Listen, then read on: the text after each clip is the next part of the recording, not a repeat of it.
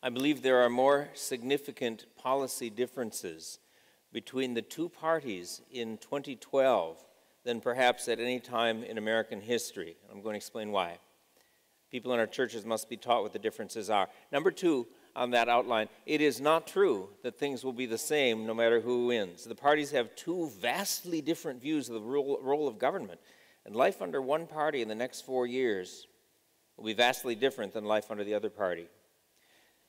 I can say more than that. Number three, in my personal view, far more is at stake than the next 4 years.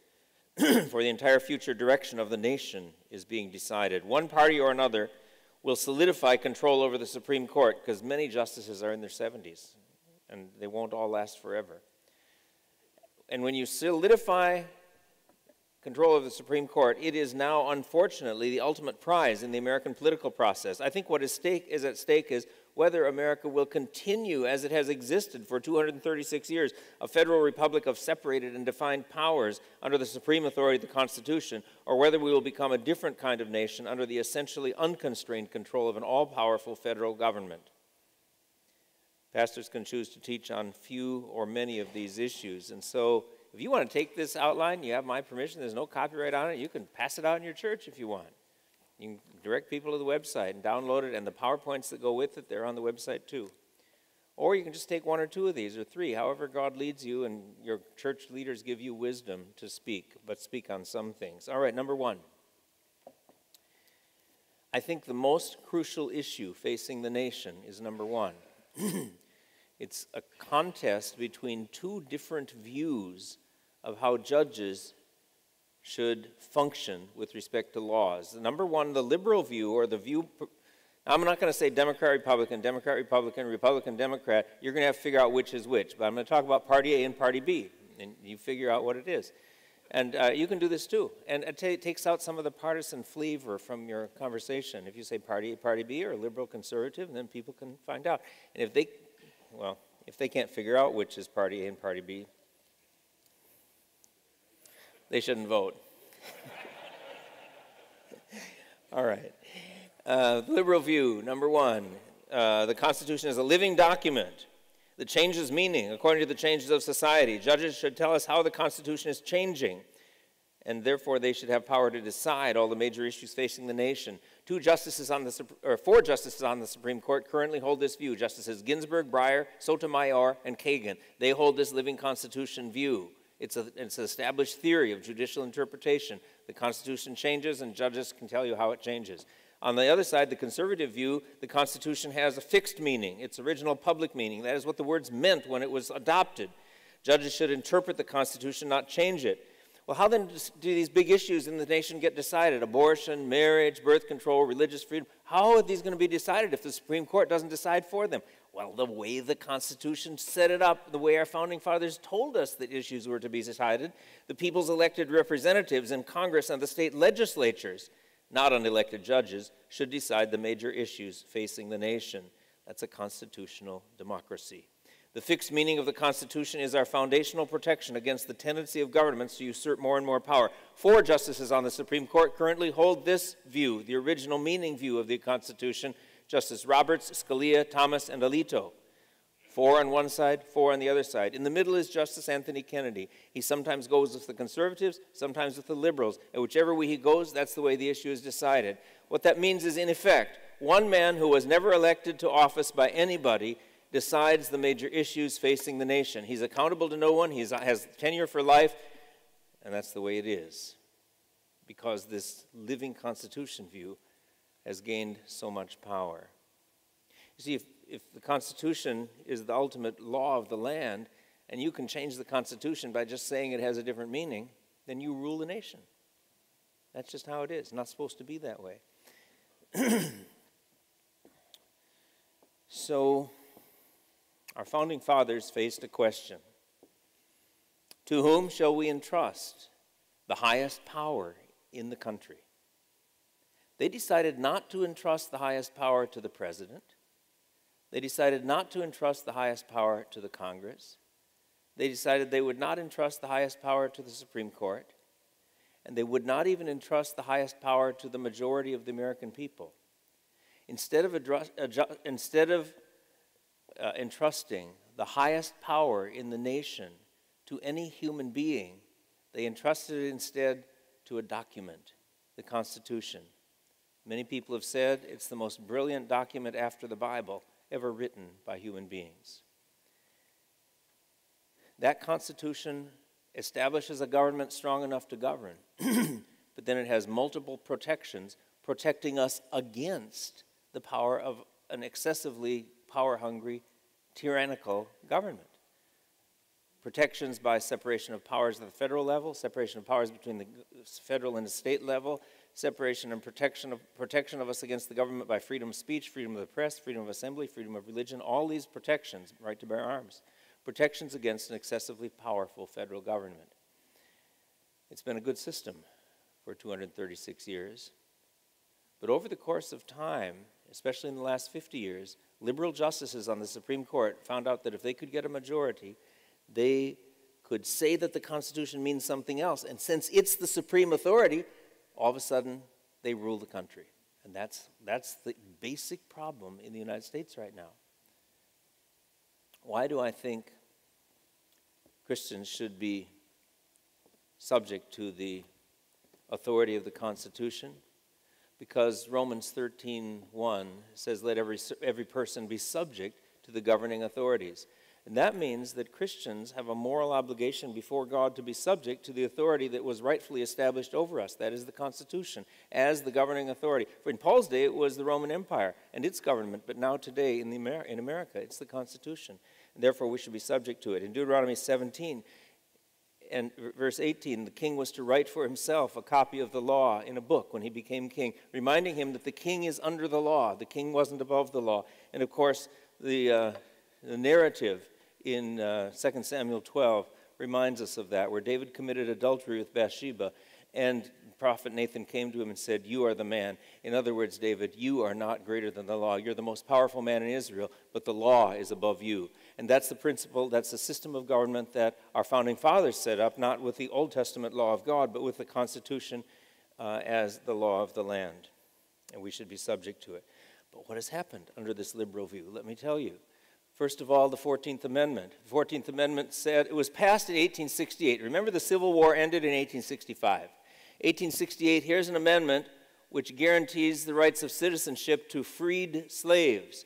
And in that 14th Amendment, it says, nor shall any state deprive any person of life, liberty, or property without due process of law. In 1973, the Supreme Court looked at those yellow highlighted words, and they looked and they looked, and they said, wow, we just found something here that nobody knew was ever there. We see there's a right to abortion in these words. And you say, I don't see abortion anyplace there. And they say, oh yeah, but it's there. And let me give you 15 pages of legal reasoning showing you why it's there. But it wasn't there. They just said that this due process of law gives you a right to abortion at any point in pregnancy. And you could say they were wrong. And many legal scholars have said they were wrong. But our opinions don't count, because once the Supreme Court issues a decision, then that is the Constitution. It's been changed. And that's why our friend over here asked, why haven't we been able to make any progress in the struggle against abortion? It's because the Supreme Court forced on us in 1973 its wrong interpretation of the 14th Amendment, but it stands as the law of the land until the Supreme Court overrules it. That's the system of government we have. Let me give you another example. First Amendment, it prohibited a state church, an established church, but then in Lemon v. Kurtzman, as I mentioned in the first hour, they said government shouldn't advance religion generally. That's never what it meant in the first place, but now that they said that's what it meant in 1973, now in functional terms that becomes the Constitution for us, and we have no choice but to obey. Let me give you another example. Fifth Amendment said, nor shall private property be taken for public use without just compensation. The founders knew that sometimes you've got to build a road, and there's a guy's farm in the way, and he said, and the state government has to say, get your cows out of here. The road's not going to detour around your cows. We're buying that farm because the highway's going to be straight. Public use, that's a government purpose. For a highway, for a courthouse, for an army base, you can take it by what's called eminent domain. You have to justly compensate the owner, but you can take it. But not to give to somebody else, a private person. But in 2005, the Pfizer pharmaceutical company decided in New London, Connecticut, they wanted to put a new plant on land that they had all of except for a house that belonged to Suzette Kelo. And she said, my family's lived here for a long time. I don't want to sell. And the city of New London said, we're going to take it by eminent domain. And she took it to court. She took it all the way to the Supreme Court. And she lost. Because Justice Kennedy, in this case, sided with the liberals. And so now the government has said, the Supreme Court has said, the government can take private property for somebody else's private use, and that's the law of the land. So you might like your house, but if the city says, we're going to build a new Walmart here, or a new factory here, and sell it to this company because they want it, according to this decision, they can take it, and you can't do a thing about it. Now you say, that wasn't the me. And the four conservative justices vehemently dissented. They said they've taken away the distinction that the Constitution sets up between public use and private use. No matter, they've ruled, it's over. You see why I say this is the most important issue facing the nation? Now I put in the middle column one more note there. Liberal dissent in Boy Scouts of America v. Dale. 2000. Mr. Dale was an assistant scoutmaster, and then he published an article in a gay rights newsletter proclaiming himself as a homosexual, and the Boy Scouts said, we will not have you as a scoutmaster sleeping in tents with young boys anymore. He sued and went to the Supreme Court. He lost by 5-4. Thankfully, Sandra Day O'Connor at that time ruled with the conservatives. And the Boy Scouts were allowed to go on and keep Dale out of being a scoutmaster. But if a liberal view wins and is established in the Oval Office in the next 4 years, and only one of Roberts, Alito, Scalia, Thomas, or Kennedy retires or falls ill, and a liberal president gets to appoint another justice with a living Constitution view, and a liberal Senate confirms that appointment, all of a sudden we've got a 5-4 liberal majority on the Supreme Court, and as soon as they can hustle the case to court, they're going to impose same-sex marriage on this nation faster than you can blink an eye. And just as the abortion laws in 50 states were nullified by Roe v. Wade, just as First Amendment protections of freedom of religion were nullified by Lemon v. Kurtzman, so whatever you've done to protect marriage between one man and one woman will be obliterated in an instant by a liberal majority of 5-4 on the Supreme Court. They will force same-sex marriage on the nation, and teachers will be forced to teach in public schools that homosexual conduct is morally right, and it's okay, and your children and grandchildren will be taught that, and if you criticize it, you will be fined or put in prison because of hate speech. You think that's not coming. I'll tell you, I've got in my politics book a few years ago in England, a Church of England advertised for a youth pastor position. A homosexual applied, and they turned him down. And he sued, and the church was fined the British equivalent of $84,000 for refusing to hire a homosexual youth pastor.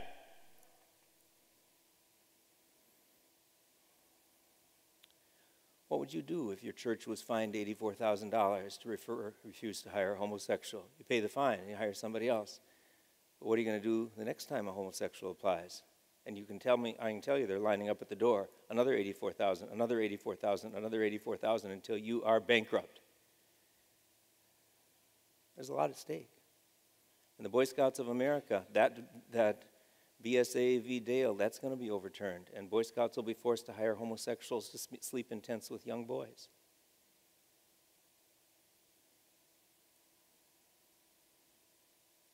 You see why this is the most important issue facing the nation? Both parties know it is. They know it's the most important issue, but they're not talking about it.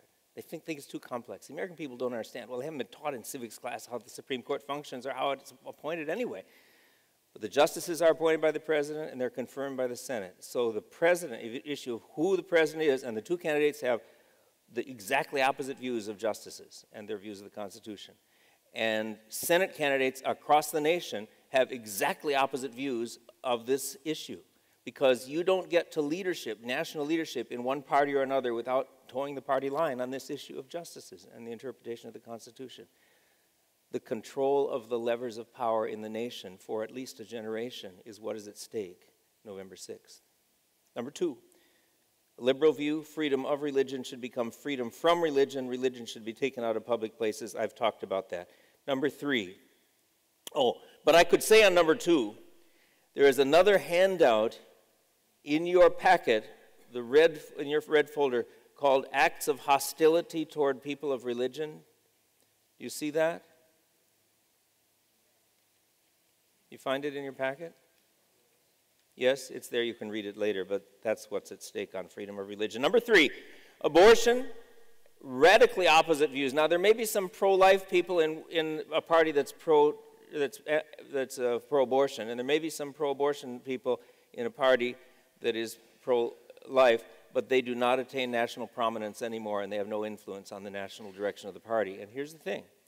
You can say to your people, look, you might not be able to figure out every candidate. You may not be able to read all the biographies. You may not be able to listen to both sides of all the candidates for every office. But you know what?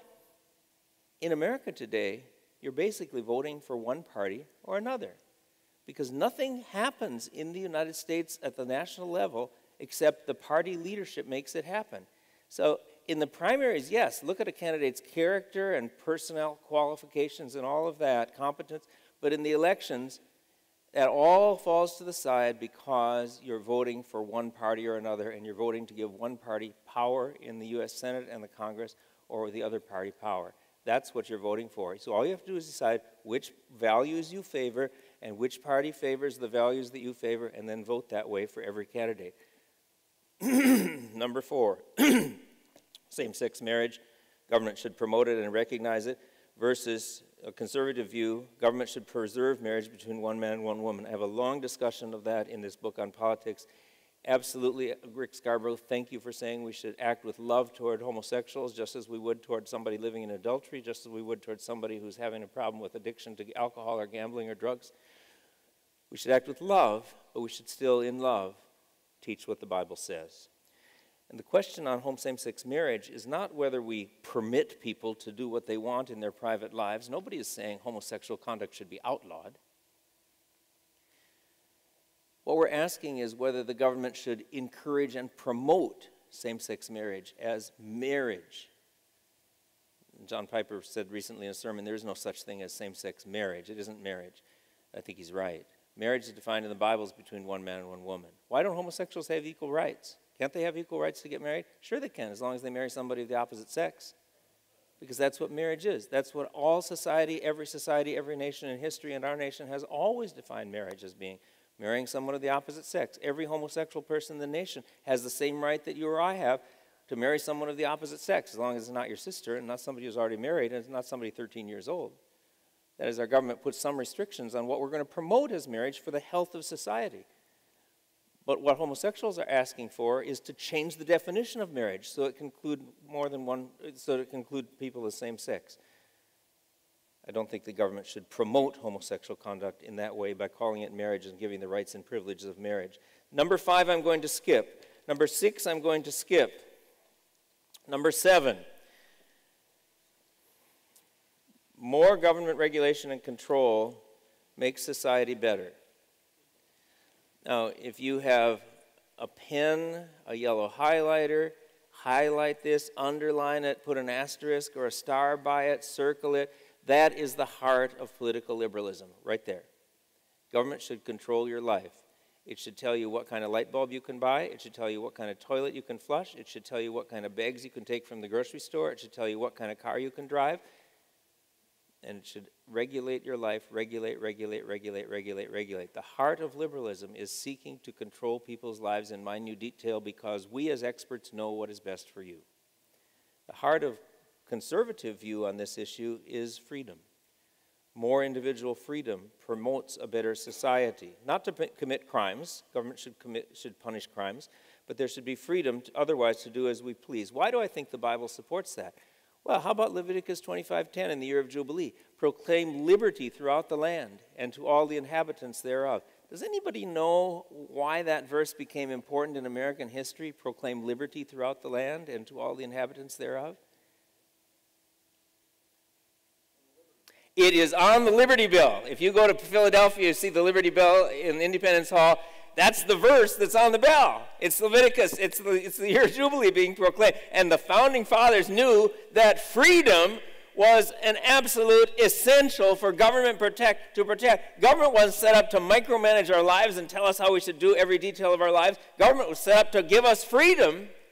In fact, they said in the Declaration of Independence that freedom, that is liberty, is a God-given right, and that every person on the face of the planet, all men are created equal and endowed by their Creator with certain unalienable rights God has given us. In other words, life, liberty, and the pursuit of happiness. That liberty is freedom.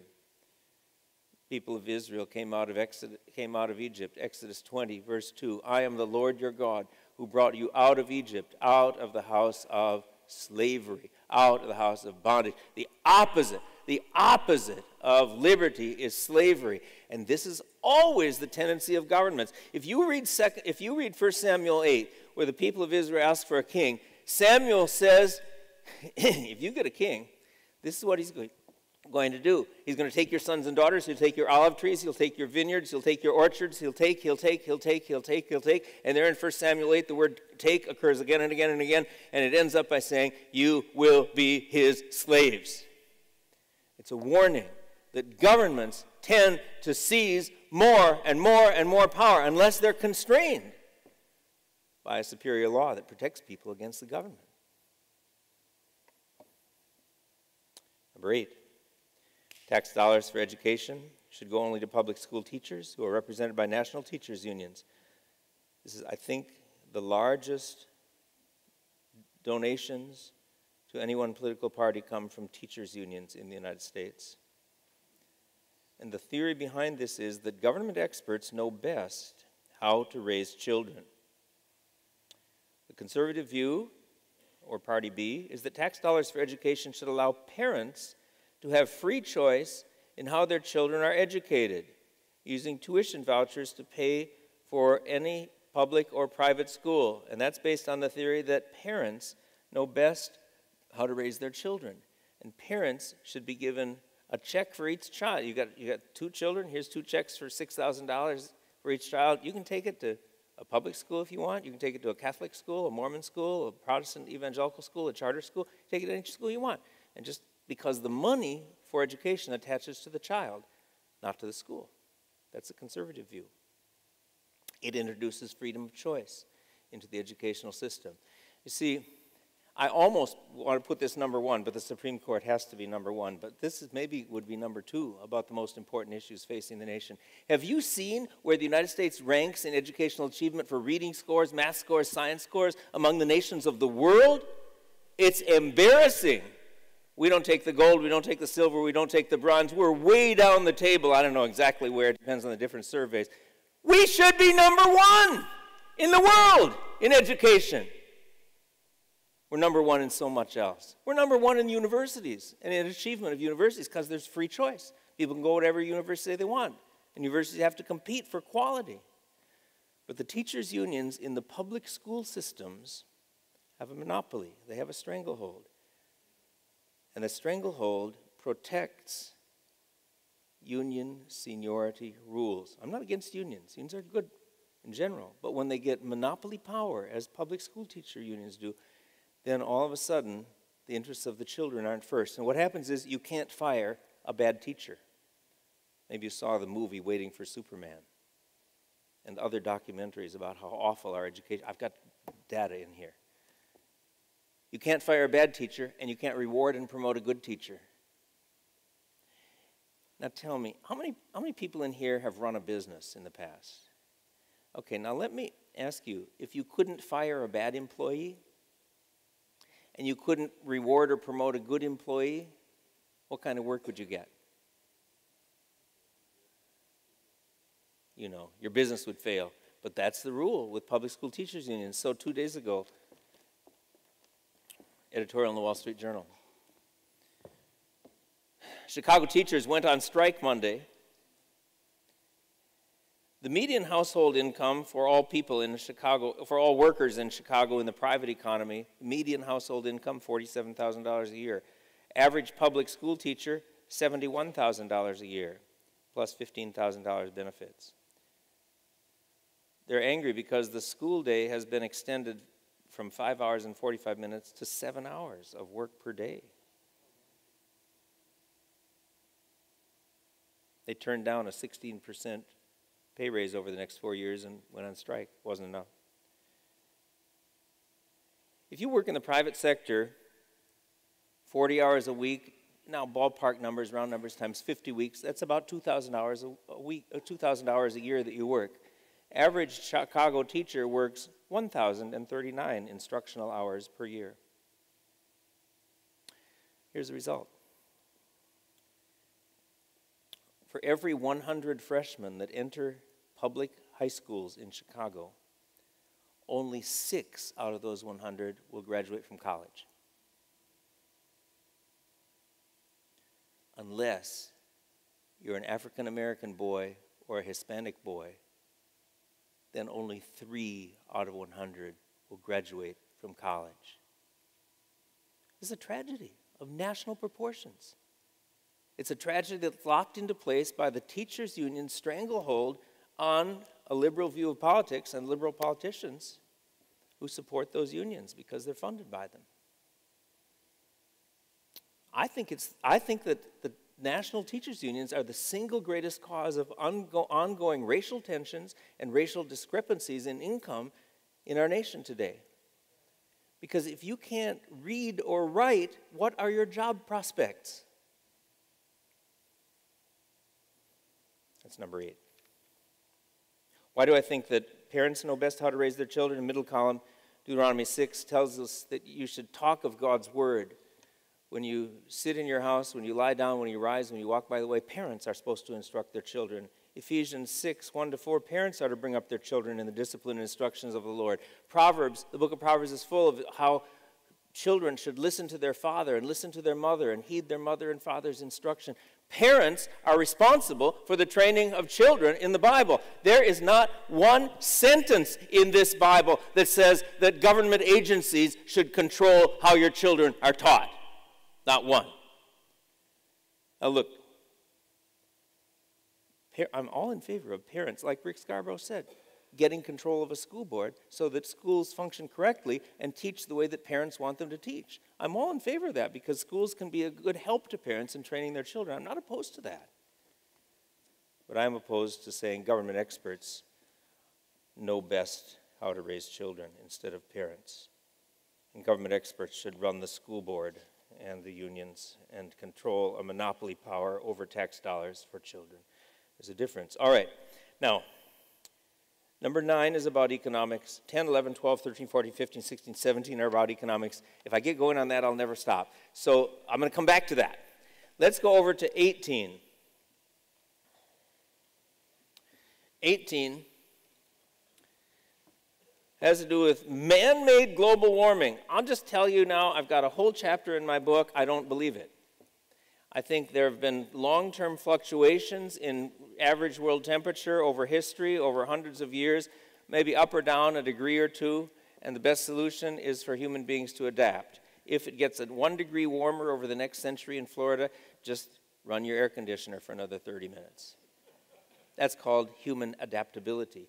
If it gets 1 degree colder in Wisconsin, where I grew up over the next 30 years, we'll just run the furnace for another 30 minutes during the day. We can adapt to that tiny change. And it's just plain old not proven that man is causing global temperature change. But does it matter to you? Do you care about this? Is this just some theory out in the clouds? Well, let me tell you, if you think that human beings are causing global warming, and I can't go into the details now, but you think it's caused by carbon dioxide, which is necessarily given off when you burn coal, oil, and natural gas, then you restrict coal plants, so one after another under the current administration, they're having to shut down, and then you've got to, and we've got coal for 1,000 years if we just want to burn it for electricity. It's cheap and it's portable. But if you can't use it, then you've got more expensive electricity. But also, if you think that global warming is caused by human burning of carbon dioxide, carbon-based fuels, then you don't want people to burn gas in their cars, right? Therefore, you don't issue permits for drilling. Therefore, you don't allow a pipeline to come from Canada, Keystone Pipeline to come from Canada to refineries in Texas. Therefore, you don't issue permits for offshore drilling, even out of people's sight. And you don't allow drilling in the United States. And therefore, you don't allow drilling in the Alaska National Wildlife Refuge, which has more oil than Saudi Arabia. And now basic economics, maybe you took a little economics. I majored in economics in college. But just a simple question. If you restrict the supply of something, what happens? The price goes up. And watch this. Oh.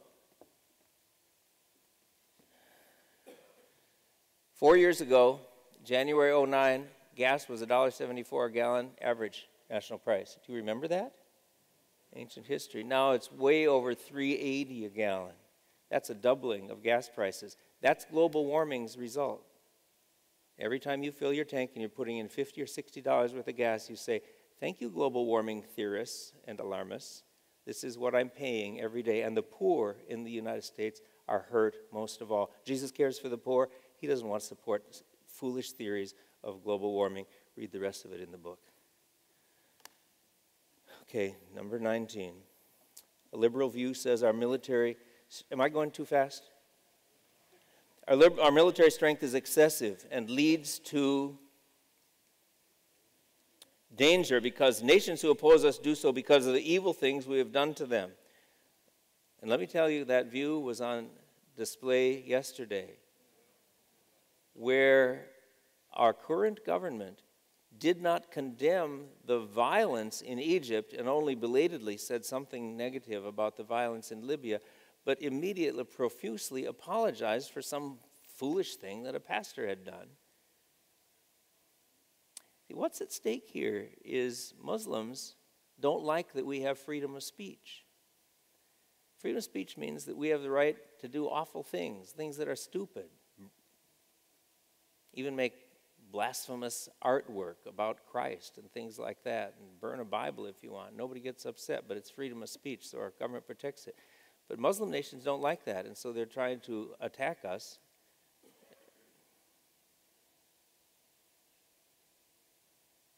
A conservative view says our military should be strong, able to defeat any two enemies at once. Like it or not, we are the world's peacekeeper and the sole defender of freedom for many smaller countries. Peace comes through strength. See, in the middle column, I say the United States Navy under President Reagan had 588 ships. Now it's down to 285. Our missile defense system is cut from over 500 to 1,500, and the goal is down to 3,000. And the previous administration negotiated with Poland and the Czech Republic that we would put anti-missile defenses in Poland and the Czech Republic. This was important because any missiles launched toward us from Russia or Iran have to go over Europe. And if we have missile defenses to shoot them down in Poland and the Czech Republic, that's great defense for us. And we have radar then that would tell us when those things are being launched. Otherwise, we've got no defenses until New York City or Jacksonville or Washington, D.C. Going west, we have defenses we have radar and defenses in Hawaii and Alaska.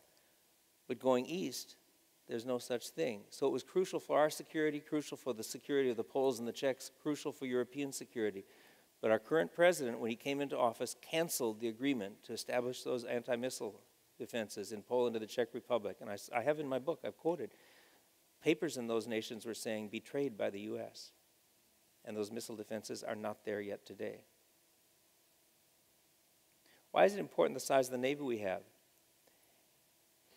Because the United States Navy, with no thanks from anybody else, protects all the shipping lanes of the world so that trade can go without attack by piracy, except off the coast of Somalia where there's anarchy and nobody knows who rules.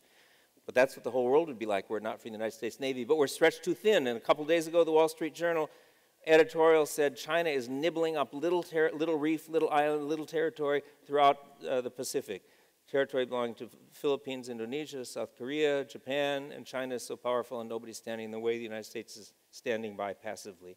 Let me tell you, people say, is judgment coming on the United States? Because of the preeminent place we occupy as by far the largest economy in the world and by far the largest military in the world, I pray that judgment does not come. But if, for reasons known to himself, and no one can say he is unjust, if God does bring judgment on this nation, I pray he does not, but if he brings judgment on this nation, it will be judgment not only on this nation, it will be judgment on the entire world.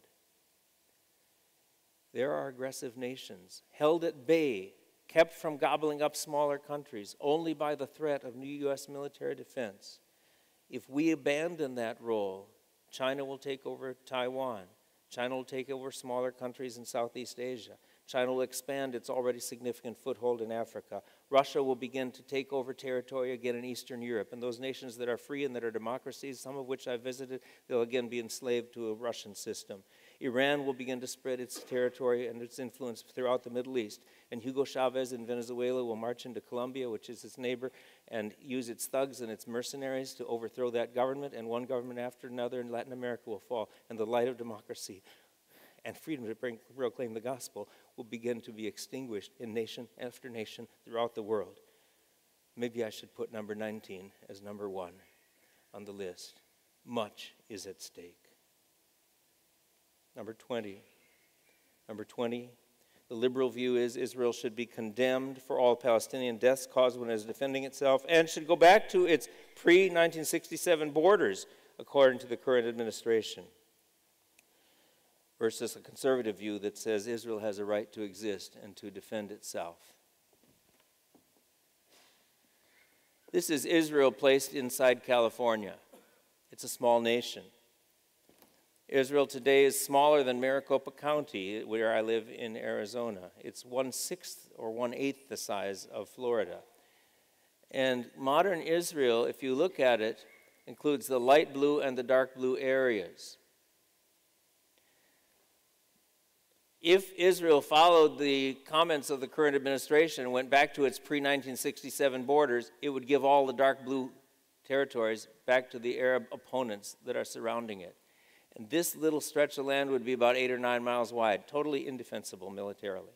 It would be suicide for the nation. But that's a liberal view of Israel.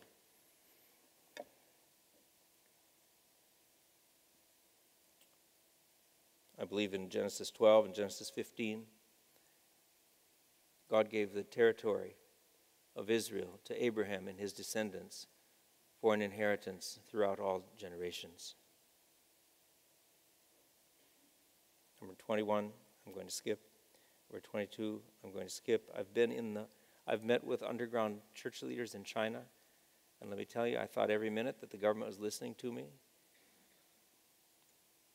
And the persecution of the church in China in the last 3.5 years has increased remarkably because we have a government that will not speak up for them and will not defend them, unlike the previous administration.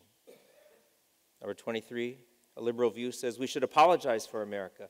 We're responsible for slavery, colonialism, exploitation of third world countries. We should be ashamed of America's many faults. A conservative view says we should be proud of America. It has probably done more good for the world than any nation in the history of the earth. And although it has its faults, they are far outweighed by the good it has done for the world. America is the wealthiest nation in the world. It has been since 1830, and no nation has ever matched us economically. It is the wealthiest and most powerful nation in the history of the world. But the other powerful nations just went out to impose their will and conquer and tyrannize and oppress other countries. We have not used our power to conquer other countries. We have used our power to protect and defend their freedom from powerful aggressors. We have not used our armies to seize territory. The only land we've asked for is the land to bury our dead who gave their lives in defending the freedom of these other nations, as at Normandy, or as in the American cemetery outside Cambridge, England, where I lived for 4 years. That's all the territory we asked as we defended freedom throughout the world. I'm not ashamed.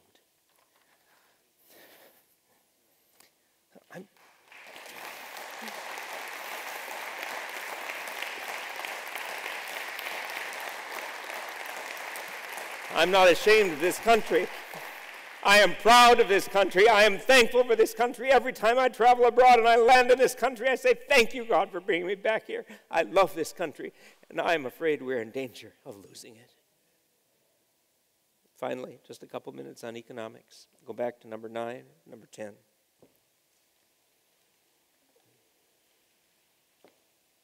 I'll skip number 9. That's the heart of liberal theory on money. It belongs to the government, not you. Number 10 and number 11. When you've got an economic downturn, how do you recover? A liberal view is based on the theories of a Cambridge University professor before I was there, but his name was John Maynard Keynes, Keynes. Mr. Keynes, Professor Keynes, who was in King's College, London, or King's College, Cambridge, right next to my college. I was in Clare College, right next to King's. He had this theory: when there's an economic downturn, government should just spend a lot more money, and then people will get the money, and then they'll buy things, and the economy will recover. Well, Keynes's theories forgot one thing: that when government spends money, where does it come from? It comes from the private sector. In other words, it comes from you, your wallet. And when you take money out of the private sector, people don't create jobs anymore. They don't expand their businesses anymore. So John Maynard Keynes is living proof of what I saw many other times at the University of Cambridge, that sometimes there are people who are phenomenally smart, but they are living proof of the idea that great intelligence and common sense don't always occur in the same body. We've had a 4-year experiment in Keynesianism.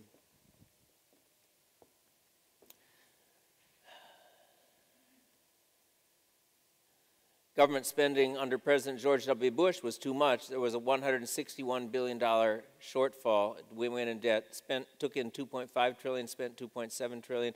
$161 billion in debt. The next year, $459 billion in debt. That was 3.2% of gross domestic product, or the total economic output of the nation. And when people saw that we were going in debt $459 billion a year, the voters in 2008 said to the Republicans, get out. You're spending too much.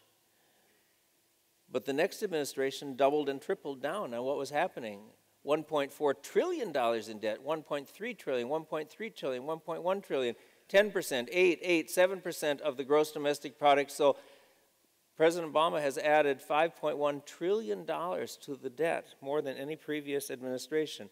If government spending more money will solve the problem of an economic recession, it should have helped by now. But there was a chart in the Wall Street Journal recently. Median household income in the United States in the last 4 years has dropped by $4,000 a year. Everybody's poorer. What has happened to unemployment? In 2009, it went up it had been between 4 and 6%, and went up to over 10%. Now it's never gotten below 8% for the last 4 years. And you know it. It's hard to get a job. And that doesn't count people who've given up looking for work. Percentage of people in the civilian labor force who are working plummeted in 2009, and it's never recovered. People want jobs, they can't get them. Or they get jobs that don't pay as much, or they don't get as many hours. The conservative solution is tax less. Because the money doesn't belong to the government, it belongs to people. And if you tax less, then the Dairy Queen owner down the street can hire your teenager. Then the pizza parlor can hire your teenager. Then the factory can expand and give more jobs, because all of a sudden the private sector has more money. And so the differences between the two parties' platforms or proposals are massive. Estate tax rate. Currently, if your grandma dies and leaves you money, or rich uncle, after a certain exclusion, the government takes 35% of it. If no law change is passed on January 1st, it goes to 55%. You say, wait a minute, that's my grandma's money. Government says we get 55%. President Obama says, I'm going to be really generous. I'm only going to take 45%. Governor Romney says, my plan is to take 0. It's a difference in philosophy. Leave the money in the private sector or government takes it. Capital gains for business, 30 versus 15, 43 versus 15 on top dividends. Lower income people, 15% versus 12%. Middle income, 25 to 20, 28 to 22, 36 to 26, and 39 to 28. You say, I don't care about people over $388,000. Well, why shouldn't they pay more? Well, let me tell you, that is not only individuals, that's small businesses. They're going to hire you or your teenager to work. So it affects everybody. There's a difference in tax plans. Well, that's an overview of a few policy differences. Is that helpful? Okay, you're welcome to take that outline and use it as you will.